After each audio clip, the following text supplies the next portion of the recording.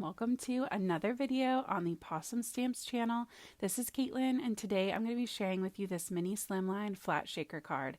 I was inspired to share this with you because I made this full slimline flat shaker and when the new stamps came out, and I got a lot of questions about it, and so I thought I would do it, but this time we're going to make it a mini slimline so it's a little bit less intimidating. I'm going to be using the Hauntingly Sweet and the Hey Pumpkin stamp sets, as well as the Tangled Web stencil that I'm showing right now. And then I'm pulling in some of the shaker embellishment mixes. So I grabbed Witch's Brew and Black Magic. I'm just going to be using Black Magic on this card. On that full slimline shaker card, I use the Witch's Brew. So you can definitely see kind of the different effects that you get from each. So I'm going to be jumping in by starting out with my base. I decided to leave the same size border around my shaker panel that I did on the first one. So my coloring piece is going to be 5.5 by 3. This black liner part is going to also be 5.5 by 3. And then this navy blue is going to be my backer panel. So that is going to be 6 by 3.5. That's the size of mini slimlines that I like to make. And then I'm cutting a piece of heavyweight cardstock to be 6 by 7 so that I can score it right down the middle, and then that is going to be our mini slimline card base. So I set all of that to the side, and I'm going to jump into my coloring first. And to do this style of flat shaker, I like to create a full solid colored panel to go across the bottom, kind of to hide where all of our shaker bits go when we're not shaking them around. And so I'm going in mixing my stamps, and I'm just laying everything out where I think I'm going to want it.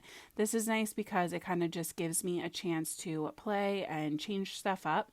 And I'm going to be doing some masking. So when you're masking stamps, you always want to stamp what's going to be closest to you first, which is the other reason that I like to lay out my stamps that way with all of them at once, because then I can close the door and whatever sticks to the door, that's what stays. Everything that was still on the paper is kind of what gets pushed to the side. So I stamped all of my little candy corn characters, and I just cut them the masks out of some full stick post-it notes. And now I'm going in with my pumpkins, and I did change up that center pumpkin just because I wanted to make sure that all of my images were touching, so that way we get that kind of continuous border all the way across. I stamped in that last pumpkin that my little pirate candy corn is sitting on. And then I removed my masks, which is always very satisfying. And I do like to put them on my packaging to save for future use. And then it was time to jump into my Copic coloring.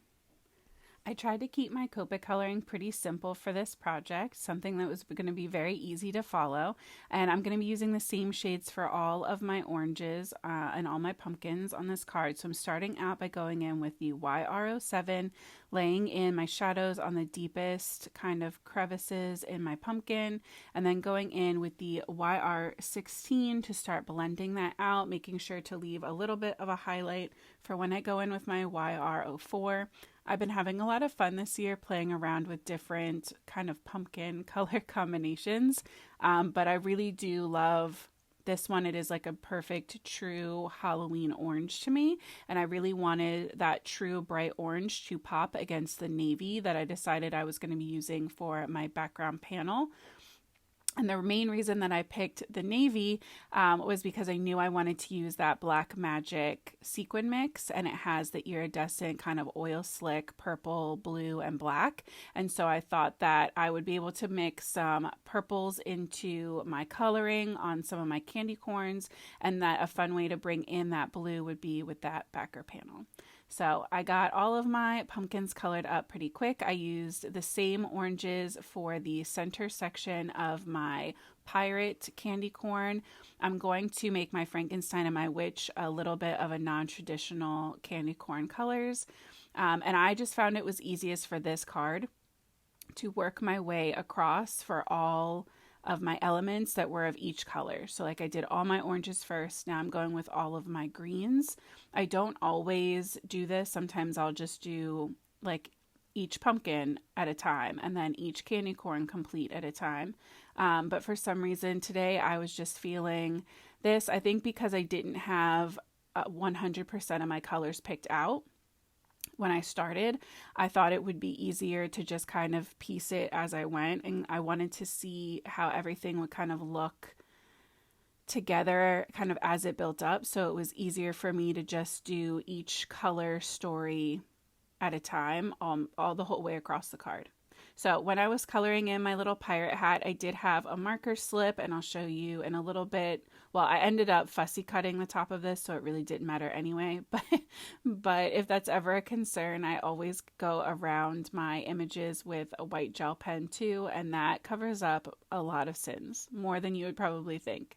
So I colored in the pirate hat, the eye patch, and my witch's hat all in black. I added some yellow to the bottom part of my little pirate candy corn. My Frankenstein candy corn I colored in green and gray just to change it up. I added some red accents to my pirate because I don't know why, but all of my pirates have to have like red and black accents. And then for my witch, I decided to make the bottom of her purple. That's where I'm going to bring in those really fun purples, as well as on the top of her hat, the band on her hat. And then I still wanted her to be like obviously candy corn. So I went in with a little bit of a softer, more muted orange for her face, and then just left the very top little part white by adding in a really soft little bit of gray shading like I did on the top of my pirate candy corn. You want to make sure when you're trying to leave stuff white that you're using really soft grays and leaving some actual white space, and that way it looks white instead of gray. So I shaded in her broom, and then that was it for my characters. Oh, sorry, I added in some really soft light blues for her glasses. And now you can see I went outside the lines in a couple spots. So I'm just going to go in with my white gel pen because I thought I would be leaving a white border at the top of my cutout. But once I saw everything against the black background, I decided to just fussy cut right up to the edges. Obviously, if you don't love fussy cutting, you could 100% leave the border. I just really liked the way that it looked without the extra white kind of taking up space over the black spider webs. So to do the bottom area, I'm just going in with a blue marker, and I'm coloring in completely solid because I'm going to trim some of it away, and I'm also going to be adding a sentiment here, and it doesn't matter if it matches my navy blue cardstock perfectly. I just wanted it to kind of go with it, and I didn't want to do black because I thought their little legs would get lost, so blue it was. So now I'm going in with that tangled web stencil and some white pigment ink, and I am just ink blending that little black backer panel. This is what is going to make up our flat shaker, and I love this stencil because it lines up so easily. It's just so perfect, and you can use it all over. You can use it as one. You can make multiple spider webs out of something. It's just so cute. So you can see there I trimmed out and left that white border. Once I held it up, I did not love it. So this is just some clips of me fussy cutting, and when you fussy cut something like this where it's so bumpy, I just find that it's a lot easier if I try to hold my scissors as still as I can and I manipulate my paper more. So you could see I was really turning it and pushing it around, and then I went in with a water-based black marker, and I'm just running that over the edges with the side of the marker so that you don't see any of that white space. And it just makes everything look a lot more clean and neat. So that is my little bottom panel. I did trim off like, I don't know, not even 1/8 of an inch.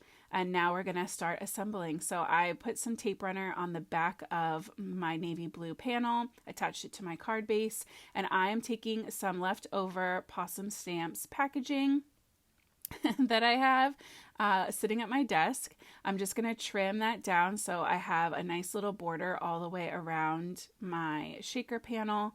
And then we're going to take some double-sided tape or tape runner and lay it, and I'm just going to start folding one side at a time. So I just kind of work my way around, and I like to trim off the extra plastic that kind of builds up in the corners. You can't really see it great in this one because of the angle, but I'm you'll see it in a second. So I do 3 sides like that, trim off the little corners, and then I will fill in with all my shaker pieces. So I grabbed some of that Black Magic, and this is so beautiful. It has those oil slick pieces. It has stars and moons. It's just beautiful. And the gold little like coin flecks. I love it. So I added that. I sealed up that last side. There I'm trimming off the last 2 little corners. And you can see with the flat shaker, they do shake around really well. And our little panel, there you go. I trimmed off just a tiny bit to make sure that there was still enough room for my sentiment, but I did want to make sure you could see the shaker and the spider webs up at the top. So I used some double-sided tape again on the back of my shaker panel. I adhered that right to the center and made sure everything was still moving around really well. And then it was time to add on my little characters. So again, some tape runner and some liquid glue over that just to give me a little bit of extra time to kind of manipulate and move everything around. And then once I felt good about where that was placed, I did a good push down on that whole panel and let it dry.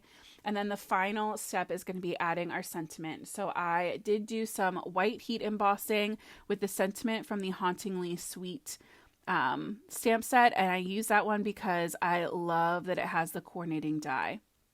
So I used that die to cut it out and adhered that right to the front. I did it on the same navy paper that I had a scrap of from the background. So it says, "Wishing you a hauntingly sweet Halloween," and that is our shaker complete. I love how this turned out. I love it in the full size. I love it in the mini slimline. I hope you'll give a flat shaker like this a try. I hope you have an amazing October and Halloween, and as always, happy crafting.